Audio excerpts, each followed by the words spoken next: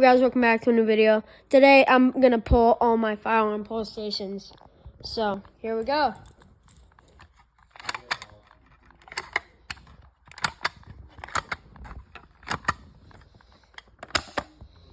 They've all been pulled.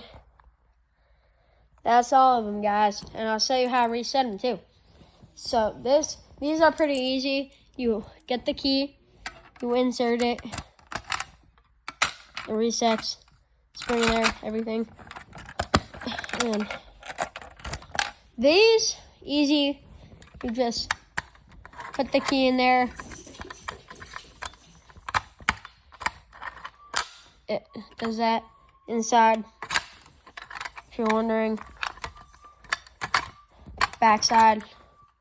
Just so you know, these are the firearm pull down simplex pull station, and I got 5 of them. So I'm not gonna do it because this will take a very long time. I'll see you guys in the video. Bye, guys. Oh!